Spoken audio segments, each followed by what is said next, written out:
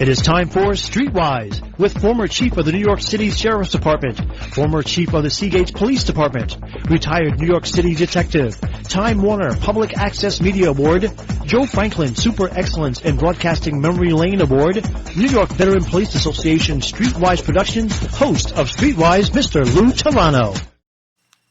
Good evening and welcome back to StreetWise.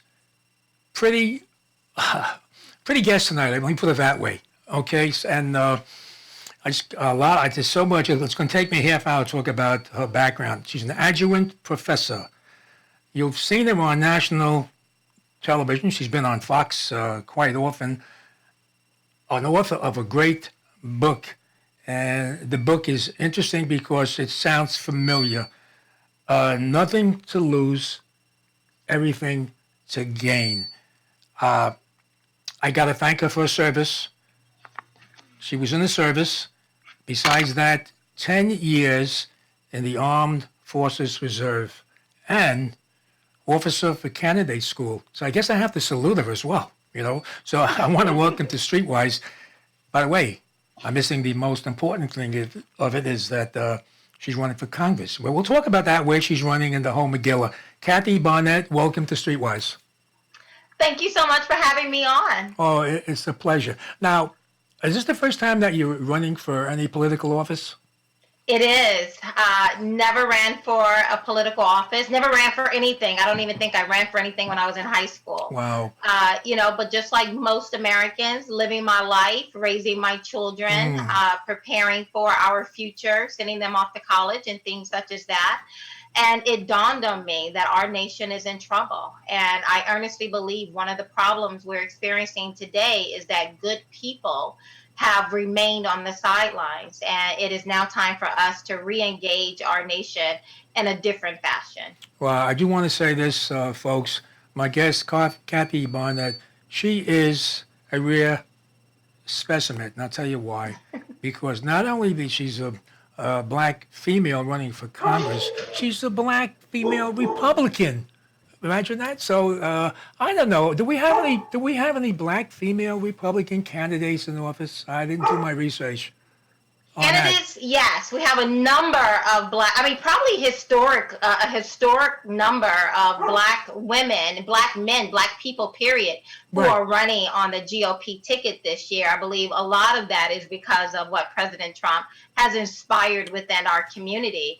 But for me, I am the first black person to run for Congress in the county in which comprises the majority of my district. Montgomery County, which abuts Philadelphia, is the second wealthiest county in the state of Pennsylvania. And I happen to be the first black person to run for Congress in this county. And Montgomery County is also one of the most populated in the country. Also, It is. Yes, the southern portion of our county is very densely populated. Wow. There's so many things to ask you. Your book, obviously, and you mentioned, were you always a Republican or conservative? Or I think you were like me, a former Democrat.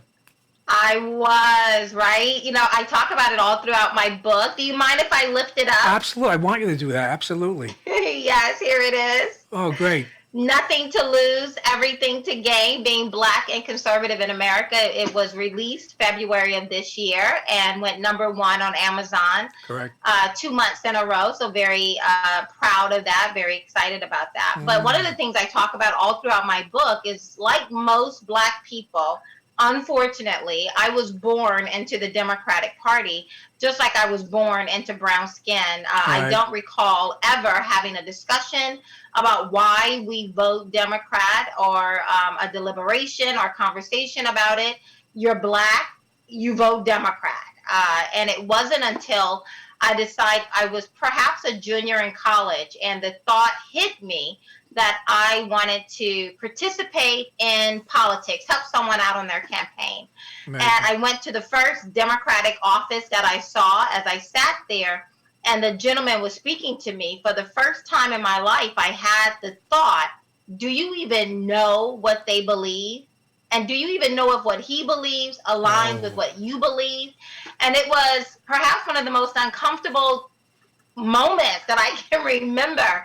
I don't know if you've ever been in a situation where you couldn't wait to get out of the room and you were waiting for someone to stop talking long not to enough interrupt you, so but you could escape. but you do say, "What the hell am I doing here?" You know, I mean, for the very first time, I mean, Yeah. you know, and again, I was a junior in college, and for the very first time, I had the thought, do you even know what he believes? And and does what he believes aligns with what you believe?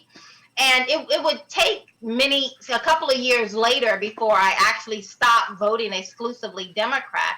But that is one of my earliest thoughts of a seed that had been planted to start examining why I was voting the way that I was. Well, one of the interesting things that you say is, why do these liberal white people come into our neighborhood, meaning probably the African community, and tell us what we need?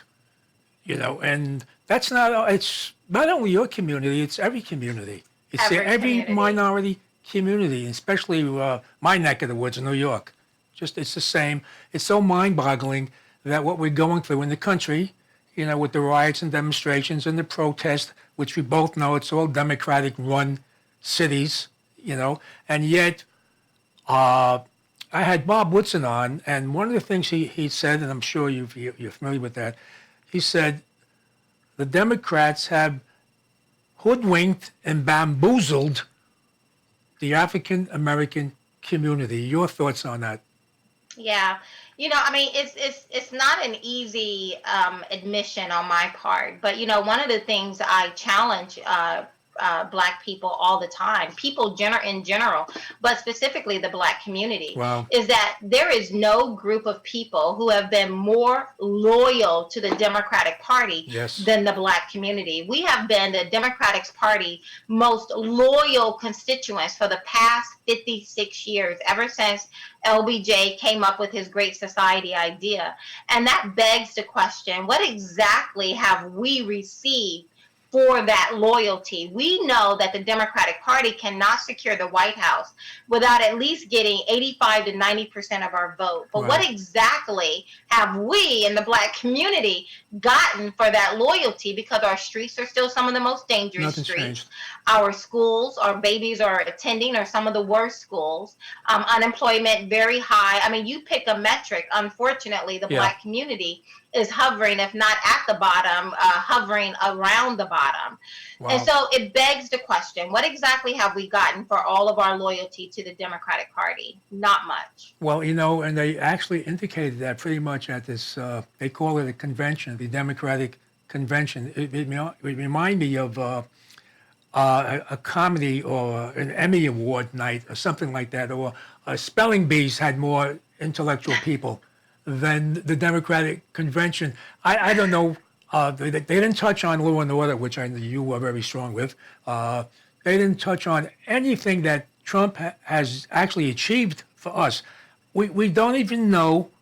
They say they have a plan, but yeah, we have a plan. That's the oldest Democratic cliche going. We have a plan. You have to vote for us. So I don't know what their plan is, and I'm sure you don't either. But you know what falls into the same category? I have an idea. Yeah, you do? Well, let's listen to it. You know, I mean, because the Democrats have been very clear, especially as of late, you know, perhaps in times past, they would cover their real intent with glossy words. Today, they have been very forthcoming about their vision for America. But let me just pivot for a moment back to what you said before in regards to your description of the DNC convention. You're absolutely correct. It was a lot of doom and gloom and very and periodically they would remind us that America is systemically racist. So it was doom, gloom, and you know, and little sprinkles of don't forget America is rotten at the core. But you're right. Two of the things we did not hear was about law and order. We did not hear anything about China. They never mentioned China. And I scoured the news media. I watched much of the DNC convention. And I did not hear anyone, nor did I read about them ever commenting on China. And let's think about why we are where we are. Our nation lost roughly $11 trillion and the economic gains that we had secured over the past three and a half years because of this China virus. And it has killed a little bit over 170,000 Americans. And we find ourselves where we are today, less wealthy. These authoritarian regimes called governors, exercising extreme control over our lives, businesses going out of business. And again, over 170,000 American lives lost. And not one Democrat during that convention mentioned anything about China, the communist China, who released this virus on the world. I thought that's very telling about who they are. No. But in regards to their plans, they've been very forthcoming. They want to abolish the police. Right. They pretend they just want to defund it. Correct. But really, their ultimate goal is to abolish the police, abolish the border with their New Way Forward immigration plan that they passed in January. They're very clear about literally redefining what it means to be an American. And now we know they also want to abolish the suburbs. So actually, it's someone's admission that they want to be a socialistic country. Socialist, you can add in there Marxist, right? Marxist, ideology. Definitely. It's extreme leftist ideology. They are a little bit of everything. And essentially, I believe they will pull on whatever ideology they need to pull on in order to give them control. That's their ultimate goal, is complete control. Correct. And exactly, because they're extremely, it's not the money, they're all extremely wealthy. So they just want the power and the strength. They just want the power. Yeah, strength. But I got to talk about your background, Kathy Barnette. By the way, folks, again, Kathy Barnette is running she's a Congress person or women. I don't know today you got to be careful what you say. The 4th CD in southeast Pennsylvania, Montgomery County. She said it herself, one of the wealthiest, and I know it's one of the most populated areas. But you're originally from, I like about your history and your story. It's similar to mine in a way, because I was born in New York's Lower East Side, and we lived in a tenement building. There were no, I couldn't say that, it was not easy to get into a public housing project. So I was born actually in a coal-flat tenement building on the Lower East Side. But my point is, like, you were raised, I think, born on a pig farm. To quote you, Alabama, is that correct? Down south?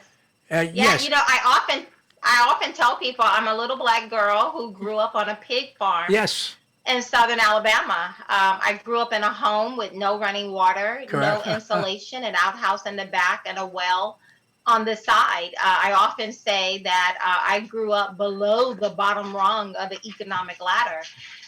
But because no one told me that I was a victim, I became the first in my family to go and finish college, spent 10 years in the U.S. Army Reserves, accepted into officer candidacy school, spent several years in the financial industry, corporate America. I was an adjunct professor of corporate finance. I've spent the past 4 years speaking to millions of people around the world about my vision, my idea about this great country, authored my first book, and now I'm running for Congress. From a pig farm to Congress, only in America.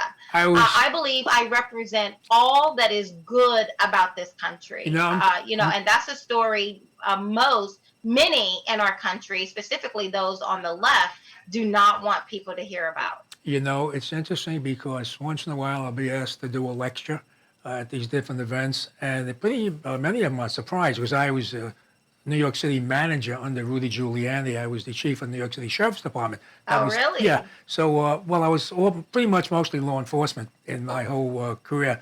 But when I tell them my history, like I just mentioned to you, where I see a similarity with you and I, with the point is, you could do in this country, there's no other country. And there was our family, when I say the family, my family on my late wife, and my side had a newspaper, and they were saying, when I was running for Congress, look at this, the little shoeshine boy from the Lower East Side is running for Congress. The point is, I had a shoeshine box, and I used to shine shoes on Times Square in New York. So I didn't realize that until they reminded me. Here I am, Karen. And by the way, even at 10 years old, I was embarrassed. I used to carry it in like a sack and carry it over my shoulder until one day the cashier in the transit said to me, "Hey kid, what are you carrying?" And I says, "Well, my shoe shine box." Your shoe shine Yes. box? Why they got me? I said, "Well, I'm embarrassed." He let me in for nothing. Don't even pay. He opened the door for me. The cashier came out. I was just curious what I was carrying in the bag. My point is, one raised on a pig farm, and you will, I'm sure you will, be our congresswoman in Congress. You are, again, I'm gonna say a rare species. Rare species, not because you're black and you're a female. Is you're what we need now. We need you in this country now. We are. If you and Donald Trump, right, are not in Congress, people like you, I should say, with your vision and your goal and your plan, we're lost. We're lost in this country. I mean, and for many years, we've often heard people say this is the most important election. And I honestly thought 2016 was the most important election. I believe 2016 was a reprieve. It bought us some time. Yes. But I honestly believe that this is the most important election. These Democrats, I would say they've lost their mind, but I don't think they have. I think they understand exactly who they are. And I don't believe that those on the far left necessarily hate America. I believe they're just lovers of themselves. Yes. And so it's not that they don't care about this country, they just care more about themselves. And Yes. I think another thing that really keeps them up at night when you're dealing with people who ultimate goal is to gain power, that is to make sure that this concept of we the people is crushed for good. They cannot have people like you and I running around talking about we the people, Right. and that they work for us and actually believe it and force them to work for us. I mean, Donald Trump has, when you look at his policies, and I know there are a number of people, specifically in my community, in the Black community, who do not care for President Trump. There is a great degree of hatred. And I don't believe they fully understand why it is they hate him. They just hate him. But if you move past personality and look at the policies of this man, everything he said he would do before Correct. taking office, he has done and then some. And those are the things that really matter. And so a lot of us have now opened up our eyes to see this how politicians are supposed to behave. They're actually supposed to keep their promises and not just pander and placate to us. And so now we're dealing with this radical left, but I believe there are some, Republicans in name only who also see the threat of an American people who actually are believing in this concept that they work for us. Correct. And that's one of the primary reasons why I'm running. My nation is in trouble, one. And two, I believe we can do better than what we have, what we've inherited for the most part with these feckless and weak leaders. Right. Yeah, there's another reason why I think we need you in Congress, because we're losing, we talk about God, country, and family. Or we'll pretty much, I hate to say that, the family seems to be, I don't know, split to a degree, especially with Donald Trump being in office. I love your Judeo-Christian discussions that you have. Folks, I just want you to know, she doesn't buckle down. I saw when they try to box you in talking about the gay life or gay lifestyle. And I mean, I just wanted, can you repeat what you told that person or persons when they asked you what your thoughts are in regard to the gay or gay community? I'd like the audience to hear. Oh, I don't even remember which one. I mean, they're constantly trying to define you. They're constantly trying to pit one American against the other. But I love my country. And I love all people, and I could care less how someone identifies in their life, whatever the case may be. I can care less if you're white, if you're black, if you're brown, if you identify as being gay or not. This is America, and we all have our right to live. The thing that we have to remember in this country, that the same rights that allow you to speak, are the same rights that give me freedom of speech as well, and the same rights that allow another person to be able to live their lives according to how they see, according to their self-determination, gives me that same right. And I think that is one of the things that we have to remember in this nation. Well, you did is say that. I'm not your enemy. Well, that's exactly. I love this country, Exactly and I want to what see you said. every single American thrive in this nation. Well, you did say that, but you did say that's not the priority in this country right now. But it is people. Some people have their own narratives, and it becomes their priority. That's the thing. Yeah, I mean, in this country today, right? I mean, we all have priorities, right? There's a lot of things I Correct. love to do. You can see with my background, I am a very busy person. I love being busy. I've had multiple careers by the grace of God, a lot of different opportunities, a lot of different experiences and journeys in my life. And one thing does not define who we are, but with all of these different priorities and opportunities that we have, you have to prioritize, and you have to remember what is most important to you. And what I am hoping is that what is most important to the overwhelming majority of Americans is their family. Yes. Is the security of their nation. Those are some of the things that I'm hoping that they will prioritize higher on the wrong than lower. We all have priorities. We all have Correct. things and issues that are very important to us. And I am definitely not one of those politicians who would try to appease every single group out there. I know who I am. I love my country. I love the American people. I want to see everyone thrive. And yet I recognize I'm not going to be everyone's cup of tea. And I'm not trying to be everyone's cup of tea. But I am hopeful that Americans will be able to prioritize those things that are very important to them. I used to watch Hillary, exactly what you're talking. I used to watch Hillary when she was running for the U.S. Senate as well, prior to running for the president. 2016, she would find out what the audience is interested in, and then she would promise them that no matter what the issue was. That was the old Democratic style, but it caught up with her with the social media world. It caught up with her because that was her thing. If she attended an audience and they were supporting gay marriage, she would support gay marriage. Whatever the issue was, she would jump in and really bamboozle, like Bob Woodson said, her audience, whatever audience that was. Yes. Yeah. And we have to choose to no longer be manipulated. That's now exactly. that I'm running for office and I'm peeking behind the curtain. Most of us say that, politics is dirty. I don't think most Americans understand just how dirty it is and how manipulative it can be. People pay a tremendous amount of money to do surveys, to know exactly which buzzwords to use to manipulate which group they're walking in front of.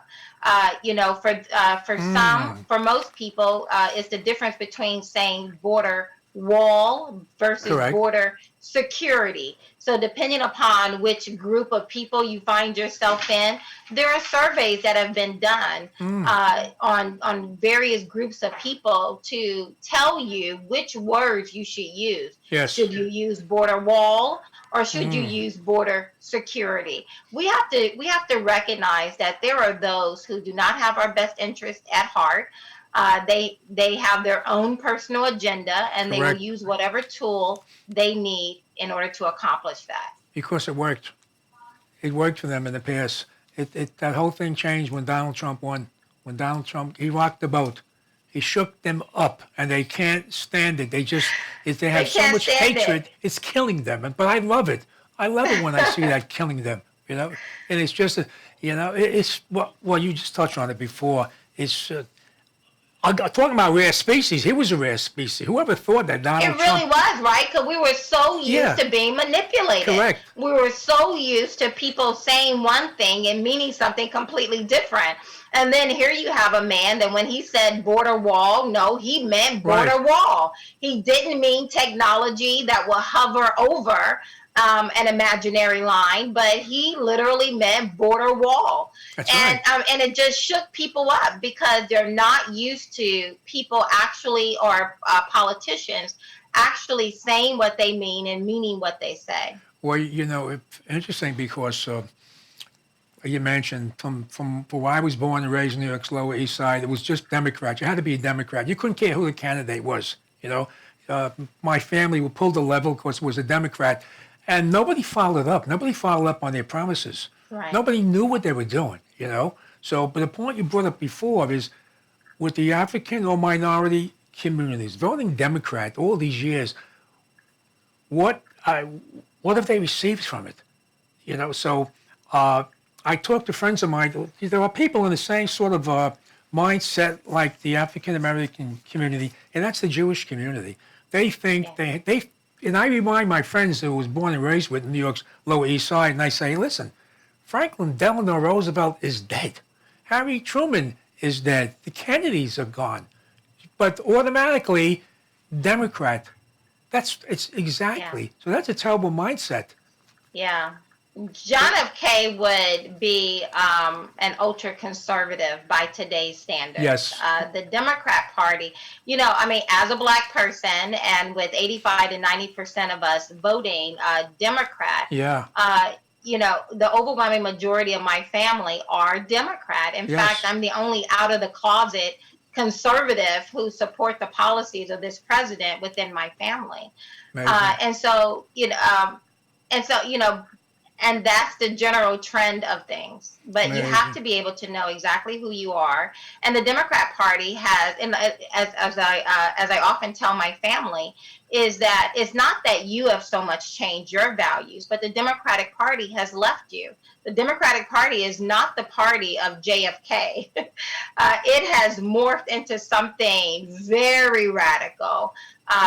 For the loudest voices in the Democratic Party, it is you are either the oppressed or the oppressor. Now, I don't believe, again, that they really believe that, but it's convenient because it's a convenient tool in the culture that we find ourselves in. The Democratic Party was hijacked. That's exactly what happened to the Democratic Party. And it's sad because a lot of diehard Democrats, they can't grasp that. They don't see it and they don't feel it. And that's sad. And I've lost some friends only because when my organization, the New York Veteran Police Association, was the first law enforcement group in the country to endorse Donald Trump. So we're on record for that. And saying that, Kathy Barnette, even law enforcement organizations were angry at me. They were so used going with, like, for example, New York, the mayor's Democrat. They have to negotiate with the Democratic mayor for contracts. So when I came along, Lou Telano with my group, endorsing Donald Trump, they said, are you crazy? De Blasio, or the mayor before him, is going to be angry with us. That was their reason. So, but they've all flipped. They've all changed. Kathy Barnette, I got to ask you this, okay? How did you become so politically astute, you, Kathy Barnette? I think I'm just wired to want to know, to be curious, to want to know what's going on all around me. But just over time of just recognizing and realizing the various narratives that are put out there, specifically in front of the Black community, and wanting to actually analyze those. I've always I never knew that I would run for Congress. In fact, I don't even like politicians. I like understanding the issues. I like explaining the issues to people, but I never envisioned myself actually running for Congress. And now today I realize that this is exactly where I should be. One of the things that I talk about throughout my book as well is that, growing up in the environment in which I did, I had a front row seat at looking at the failed liberal policies as they were put in practice in the Black community. And I saw very clearly that the liberal policies have bankrupted the Black community, has left the Black community broken and bruised. And another thing that I talk about throughout my book is that what became alarming to me is watching the same liberals take their failed liberal policies, repackage them, and now present them to the broader American community. And that's what we're seeing all throughout America. The level of violence, chaos, mayhem, and foolishness that you're seeing happening in Lafayette Park, right across the street from the White House. Correct. Or in Portland, Oregon, Seattle, Washington, and across so many of our cities, that happens on almost a nightly basis in most urban areas. We've been watching for years now the double-digit shooting rates and murder rates out of Chicago. And although we didn't like it and we wished it didn't happen, most people felt, well, that just happens over there in those communities and it's contained. But what has happened is that liberals have now taken those same policies that have created those urban areas in Chicago and in other places of the nation, repackaged it, and now they presented it to the broader American culture. And what follows liberal policies is chaos, is mayhem, is foolishness, is divisive techniques at the being implemented to the 9th degree. Well, you know, New York is catching up with Chicago. I think you know that. Have you seen it? It's every weekend here, and a couple of shootings also during the week. But you know, I'm sort of not elated. But some of these liberal people that we're talking about, they're leaving Manhattan by the droves. They're trying to minimize the exposure on that. And if you talk to them, they say they're leaving not because of Bill de Blasio or Mario Cuomo, the governor. They're leaving because of COVID-19. They're leaving because they can't walk. If they live in Central Park West with a doorman apartment building, these same liberals that we're talking about, they can't walk across the street to Central Park. And that frightens them. So now they got to get out of New York. So the liberal, when I was on a couple of shows years ago, well, many of them, I should say, they would ask me, what's the definition of a conservative? And I used to say, an ex-liberal that got mugged. And that's what's happening now. That's exactly. You know what? I mean, I wish these liberals would convert, recognize the error of their ways and become, you know, and just implement common sense in their policies.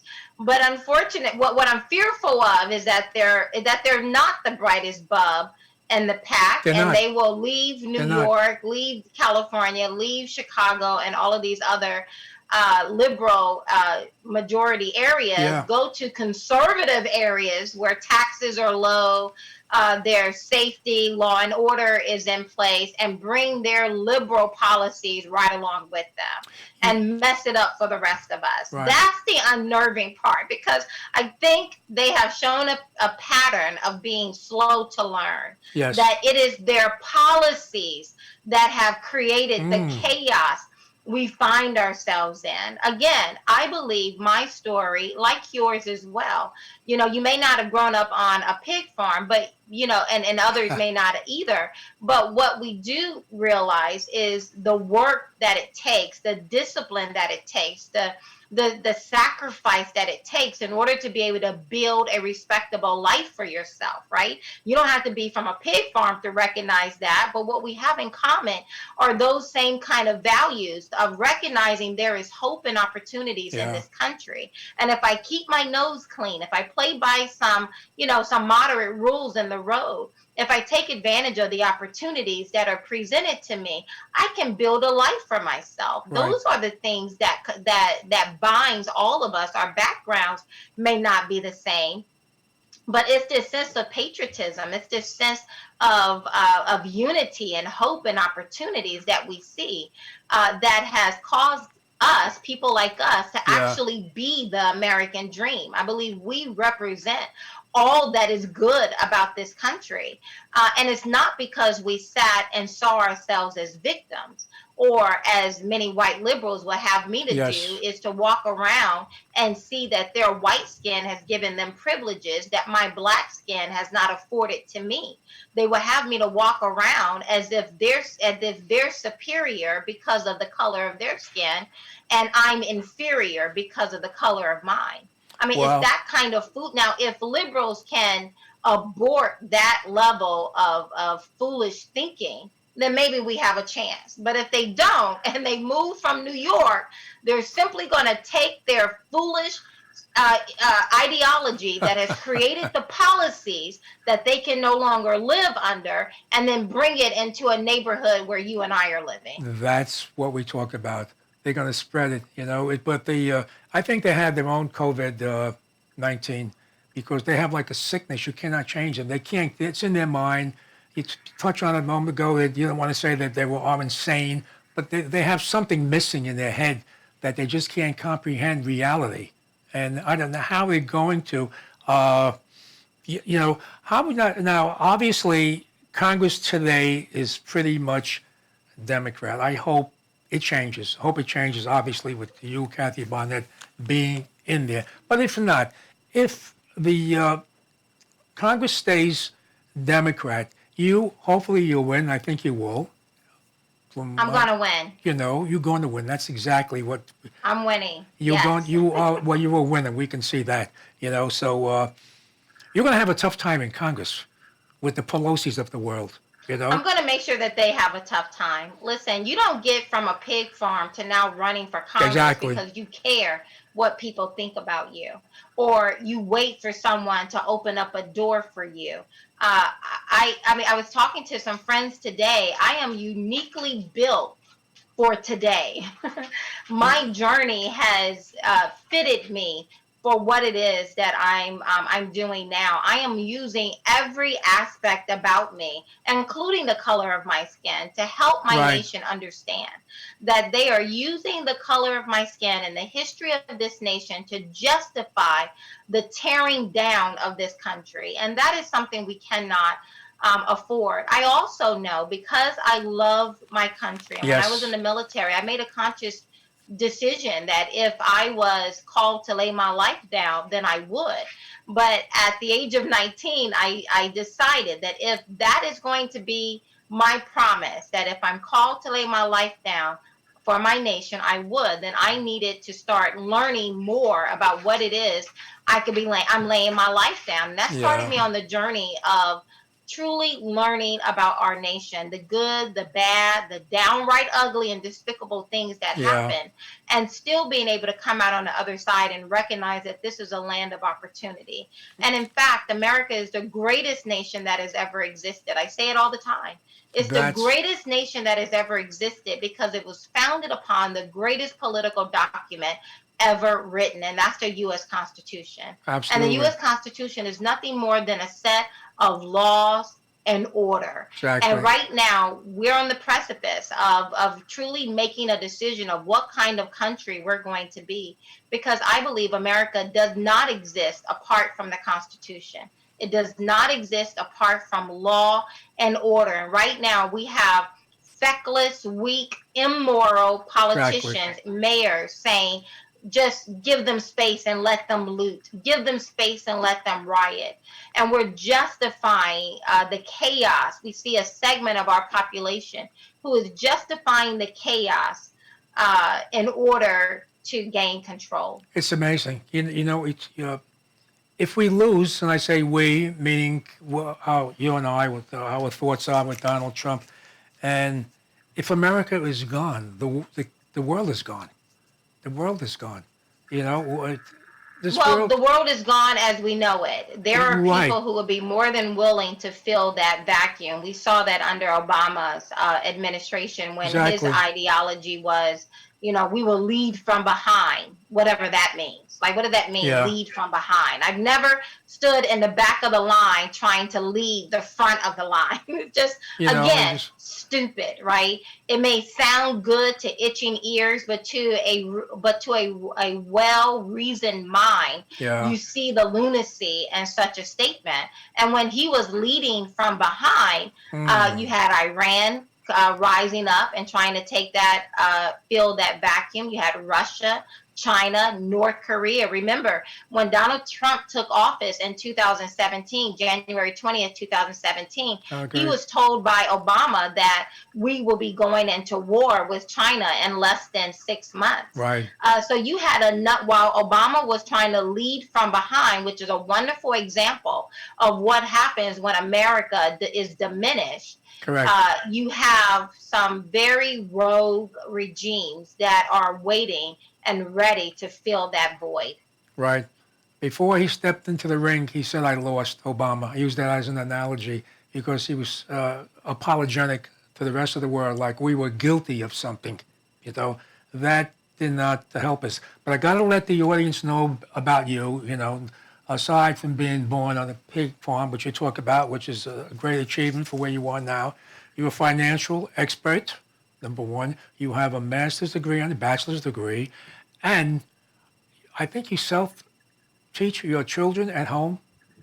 Yes, I've homeschooled my kids for the past 6 years. Right. But how do you find that? That's not easy to do and everything else. You know, It is not. It's not. I don't know how you do it. It is not. And the school district that we're in is perhaps in the top 20 in the nation. It's a really good school district. And yet it's a wonderful opportunity that we've been afforded to be able to, for me to be able to homeschool my kids. I will never regret the time that I've been able to spend with them. But it is not for the weak of heart. It is all consuming, especially when you still feel, the need or the desire to author a book, to gallivant all over the nation speaking. So it's not for the weak of heart, that's for sure. What advantage do you think your children have? You have 2 children in regard to homeschool.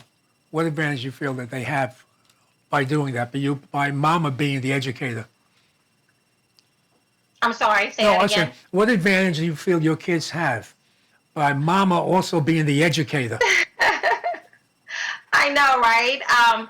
I mean, it's just really amazing. I've homeschooled my daughter since she was in kindergarten. She's now going into the 6th grade, and I've homeschooled my son since he was in 3rd grade, and he's now going into the 9th grade.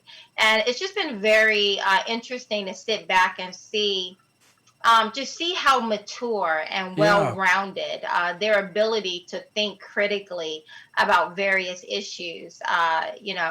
They're like their mother, a lot of what they do, they don't need me to sit over and hover over them at this point. They can take any particular topic and teach themselves. My daughter, for example, over the summer, she taught herself animation, and she's already made 2 public service announcements in regards to my campaign using animation. I mean, it's quite interesting to be able to see your children. I remember we were having a discussion. My babies, they're very interested in going into public school, in part because, they just want to ride the yellow bus. I don't know what that's about, but they want to go to public school. And my son and my daughter, they did an Annie chart. If anyone knows what that is, it is a very organized way of thinking about any decision or any topic. You look at the affirmative, the negative, and what's interesting about that topic. And I just thought, again, these are some of the things that, that I've had the opportunity not only to model with them as I live my own life, but to really be able to help them to understand the value of analyzing, being very thoughtful about the decisions that they're making. And I think our nation is going to need people like that. One of the things I would often do is kind of forecast out and look out into the future and looking at where we are today, where are we going to be tomorrow, and what kind of adults will our society need, and then be able to come back and make sure that I'm instilling that in my children. And I think I earnestly believe that our nation is going to need future leaders who understand that there is such a thing as right and wrong, and that truth is not relative. I believe our nation is going to need future leaders who understand how to critically analyze what is being presented to them and not be tossed by every wind of doctrine that is presented to them. Kathy Barnette, I can't believe this. We'll be another time, So I just show your book up for one moment. We let the audience see your book. I will do that. Yes. Okay. Nothing to lose, everything to gain. Good luck. My guest was Kathy Barnette. Thank you for being on StreetWise, Kathy Barnette. God bless, and we'll see you in Congress. God bless you. Thank you. Thank you. That was Kathy.